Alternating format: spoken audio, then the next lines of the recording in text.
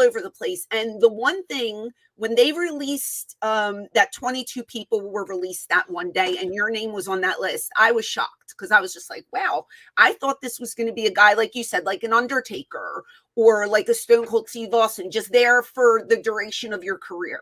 So I was kind of shocked. Yeah. So, and several years ago, Vince was like, you know, when it's time to hang it up, I appreciate you when you come in here. Cause I, usually when it was like a group of people or, you know, I had so much seniority that I could just go, hey boss, we're going to switch this other thing. You know, I had like a better chance of getting something switched. So I would always be sent to talk to him about whatever we were doing that week or whatever. Excuse me. And then we got to a point where, he said, yeah, you know, when the time is right, you know, we'll transition you in a couple years down the road. You know, you'll be like a player coach, like a Pete Rose, and you'll be behind the scenes and in the meetings with us, and then still wrestling, and then eventually transition just full time. You're here forever. I went, oh, okay, that's a way to go. And then a couple more years, he was like, you know, you'll be here and you'll do this. I go, so I just assumed this is my life, and eventually I'll slowly go behind the scenes and help out. Like, this is great. And then I got to a point where I really told myself, I go, I only have a certain window. No matter how I am with injuries, you have a certain window to where you can still be a top, somewhat of a game changer at a different company, at a different show, at an independent, where you can have these matches that you wanted to have for the last 15 years that either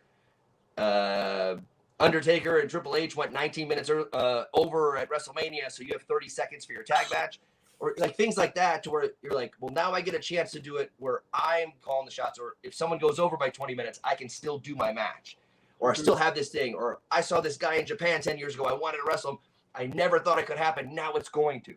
Like it happened with Tanahashi. Like, I never thought in the world that would ever happen. But so I said, I only have a few years where I have this window to be healthy and where it matters extra to like be in the ring with someone and have like a special match or a special just like career after WWE. So I said, I'm out of here unless you guys got a bunch of money. And They gave me a bunch of money. And I said, okay. When I go there's no way they're going to let this entire contract go through because they shouldn't. I am sitting at home. Like, this is stupid. So halfway through, a year in, I go, this is great. So I'm going to start planning on getting out of here and going somewhere else. So a year in, I'm checking, I'm watching Japanese wrestling. I'm watching TNA. I'm watching AEW. I'm watching everything. And I get to a point where I go, hey, now I'm not even coming in, like getting an entrance. I'm not even tagging with Bob Roode. I'm not even like making something. It's not even fun when someone pins me. I go, Vince, thanks for everything. A 20-page email. This is the greatest job in the world. And then I aired out some dirty laundry about how I was mad. And just in the last couple of paragraphs, but the rest was very, very positive. And I said, please, you have me in a position of what a local can do. Pay him and don't pay me millions of dollars to do it. Let me go. Please let me go do this while I still can. And he responded and said, wow, give me a week to think about this. I go, Vince, I'll fly into Stanford tomorrow if you want me to. He goes, okay, just let me think about this and we'll figure something out. I appreciate you laying this on me. I went, great. And then 2 weeks later, I was on the release list. So that's terrific, though, that it worked out the way it did. Yeah. Because they could have been bitter and been like, no, we're not going to let you go. Right. And and I was like, okay, but I feel, had they not been bought out, I would have been stuck there. Okay. But they were like, let's trim some fat.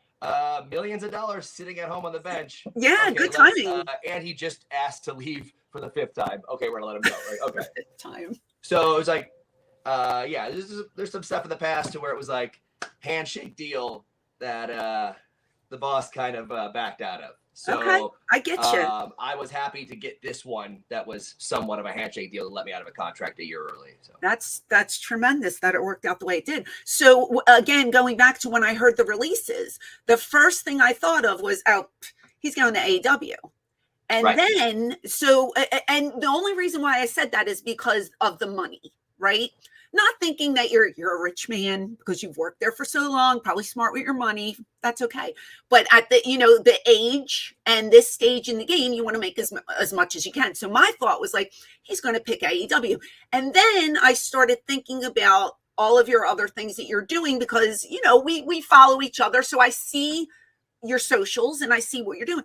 And I was like, they might kind of say, well, you can't do this, you can't do that. So maybe he won't be going there. So you end up choosing TNA, which I was shocked at first. And then I was thrilled because I was like, this is awesome. They have a great product. This is going to get more eyes on them. Good for him, right?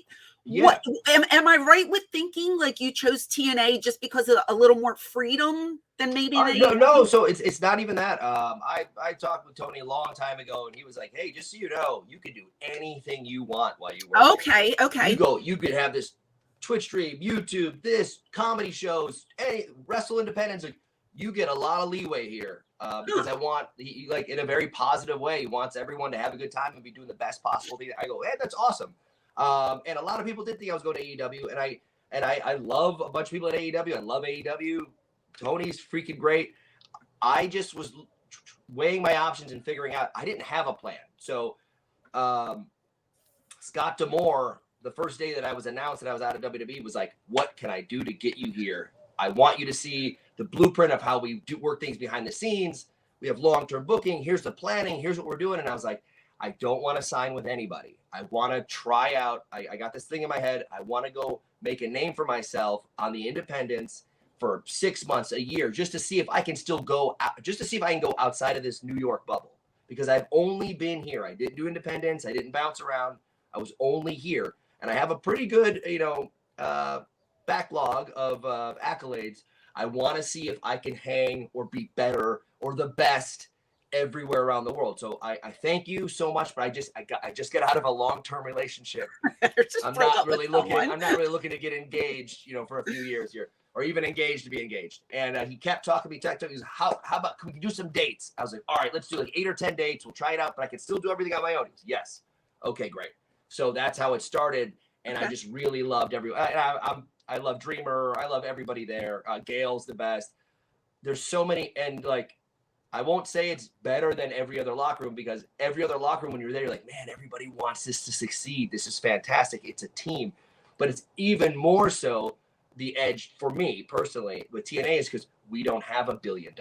Right. So no matter how much of a team you are, what's happening, you're like, do we have catering today? Oh, do we have security? Like, is there tape?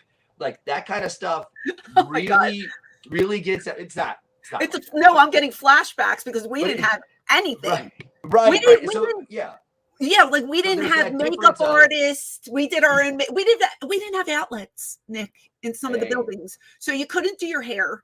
No mirrors. I was in a men's room in front of a urinal. I mean, it was disgusting. That's how ECW was. So I get it. But there's something like beautiful about that. You know what I mean?